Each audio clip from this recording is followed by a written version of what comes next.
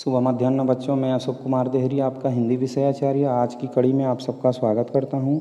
आज हम कक्षा 11वीं विषय हिंदी आरोह भाग 1 के अंतर्गत देखेंगे विदाई संभाषण।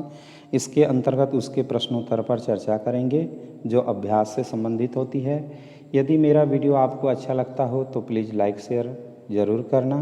तो आइए लेते हैं पहला प्रश्न। पाठ के साथ शिव शंभू की दो गायों की कहानी के माध्यम से लेखक क्या कहना चाहता है। शिव शंभू की दो गायों की कहानी के माध्यम से लेखक यह कहना चाहता है कि भारत के मानव समाज में ही नहीं बल्कि पशु पक्षियों में भी संवेदना है।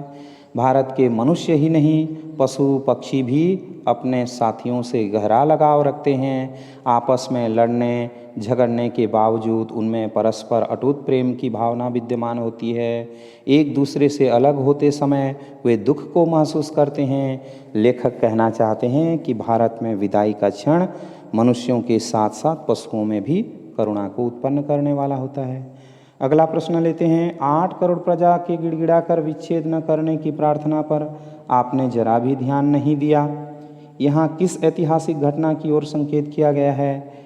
तो यहाँ उस ऐतिहासिक घटना की ओर संकेत किया गया है जिसमें बंग भंग अर्थात बंगाल विभाजन की घटना होती है, जो कि एक ऐतिहासिक महत्व रखती है। लॉर्ड कर्जन ने भारत में नीति प्रति होने वाली क्रांतिकारी घटनाओं का समाधान करने के लिए एक कूटनीतिक योजना बनाई। इसके अंतर्गत उसने बंगाल क्षेत्र का विभाजन करने की योजना बनाई। भारत की जनता कर्जन के कलुषित इरादों को समझ गई, अतः बंगाल की 8 करोड़ जनता ने तो बंग भंग का पुरजोर विरोध किया ही, पूरा भारत इसके विरुद्ध खड़ा हो गया। इस घटना ने स्वतंत्रता आंदोलन की चिंगारी को और अधिक भड़का दिया। अगला प्रश्न है, कर्जन को इस्तीफा क्यों देना पड़ गया? तो इस प्रश्न का जवाब यह है कि कर्जन ने बंगाल विभाजन लागू किया, इसके विरोध में सारा देश खड़ा हो गया। कर्जन द्वारा राष्ट्रीय ताकतों को खत्म करने का प्रयास विफल हो गया, उल्टे ब्रिटिश शासन की जड़ें हिल गई। अगला है, कर्जन इंग्लैंड में एक फौजी अफसर को इच्छित पद पर नियुक्त करना चाहता था और उसकी सिफारिश को नहीं माना गया। उसने इस्तीफे की धमकी से काम करवाना चाहा, परंतु ब्रिटिश सरकार ने उसका इस्तीफा ही मंजूर कर लिया। तो इस प्रकार से इस्तीफा देने का ये दो कारण सामने आता है। विचारिए तो क्या शान आपकी इस देश में थी और अब क्या हो गई?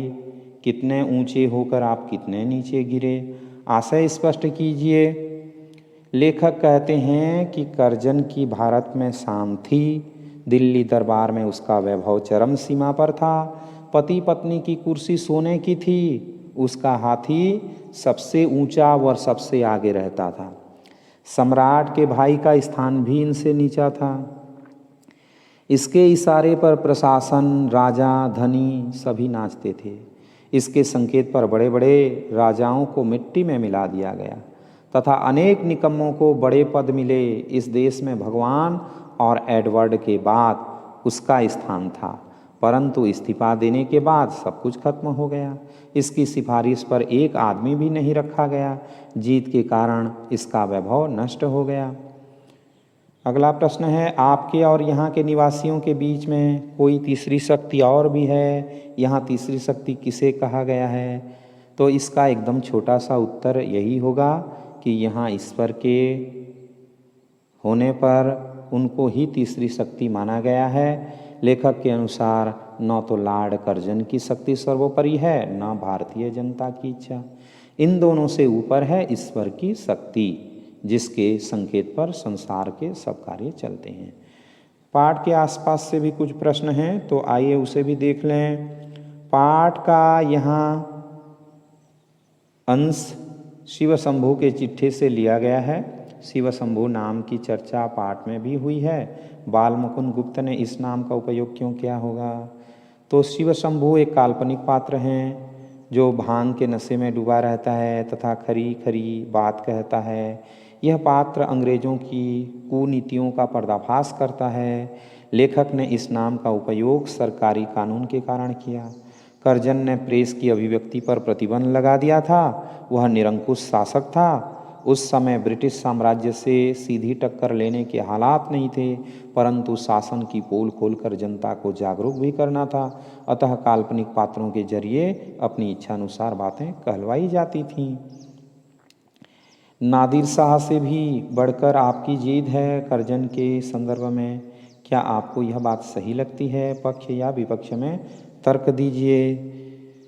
तो इसका भी उत्तर इस प्रकार होगा, जी हाँ, कर्जन के संदर्भ में हमें यह बात सही लगती है। नादिर शाह एक क्रूर राजा था। उसने दिल्ली में कत्लेआम करवाया, परंतु आसिफ जाह ने तलवार गले में डालकर उसके आगे समर्पण कर कत्लेआम रोकने की प्रार्थना की। तो तुरंत कत्लेआम रोक दिया। कर्जन ने बंगाल का विभाजन किया। 8 करोड़ भारतवासियों की बार बार विनती करने पर भी उसने अपनी जीत नहीं छोड़ी। इस संदर्भ में कर्जन की जीत नादिर शाह से भी बड़ी है। वह नादिर शाह से अधिक क्रूर था और उसने जनहित की उपेक्षा भी की। क्या आंख बंद करके मनमाने हुक्म चलाना और किसी को कुछ न सुनने का नाम ही शासन है? इन पंक्तियों को ध्यान में रखते हुए शासन क्या है, इस पर चर्चा कीजिए। इस पाठ में आए अलीफ लैला अल हद्दीन अबुल हसन और बगदाद के खलीफा के बारे में सूचना एकत्र कर कक्षा में चर्चा कीजिए। तो इस प्रश्न का जवाब बच्चे स्वयं देखेंगे। अगला जो प्रश्न है, गौर करने की बात, इससे आपका जाना भी परंपरा की चाल से कुछ अलग नहीं है, तथापि आपके शासन का नाटक घोर दुखांत है। और अधिक आश्चर्य की बात यह है कि दर्शक तो क्या, स्वयं सूत्रधार भी नहीं जानता था कि उसने जो खेल सुखांत समझकर खेलना आरंभ किया था वह दुखांत हो जाएगा। यहाँ की प्रजा ने आपकी जीत का फल यहीं देख लिया। उसने देख लिया कि आपकी जिस जीत ने इस देश की प्रजा को पीड़ित किया, आपको भी उसने कम पीड़ा न दी, यहाँ तक कि आप स्वयं उसका शिकार हुए। तो ये जो प्रश्न है, इस प्रश्न का उत्तर भी विद्यार्थी स्वयं करेंगे।